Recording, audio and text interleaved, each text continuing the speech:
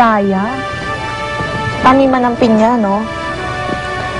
Alam mo, Rosella, medyo malayo yun dito. Actually, layo talaga siya dito sa lugar na to. Medyo malalim ngayong gabi para magpunta pa tayo din ngayon. Candy, alam ko nahihirapan ka na, pero kailangan makita ko kung si Machete talagang nandun. Gusto ko nang malaman kung si Machete at ang lalaking kinasal ay iisa. Baka pwede mo ko samahan. May kilala ka ba doon? Yun nga lang, yun nga yung problema ko. Wala akong kilala doon na makakatulong sa atin kung nagka-problema tayo kung punta. Teka, si Jessa.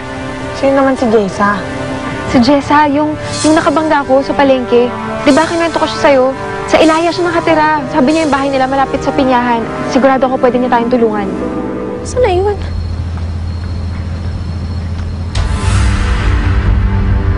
Dakila!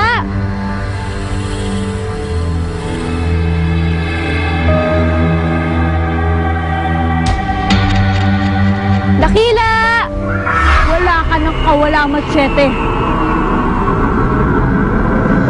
Sumuko ka na lang sa kapangyarihan ko.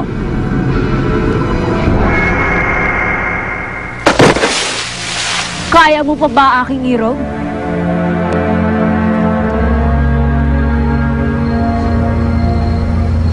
Saan na yun? Tanggapin mo na kasi na tayong talagang dalawa sa isa't isa. Mas mapapadali at mapayapa ang ating mga buhay kung pagbibigyan mo ang aking nais.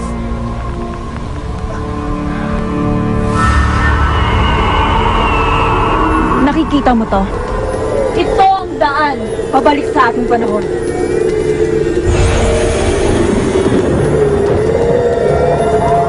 Sumama ka na sa akin, Machete. Sumama ka na pabalik sa ating panahon. Gawin mo lang kung anong gusto mong gawin. Hindi na ako lalaban sa'yo.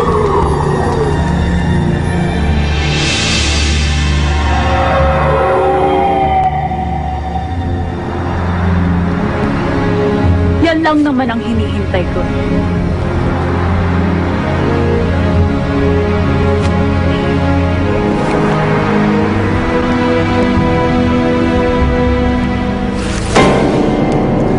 Ah!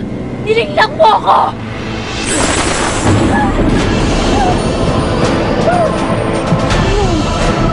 Dakila! Binabawi ko lang. Ang dapat ay sa akin.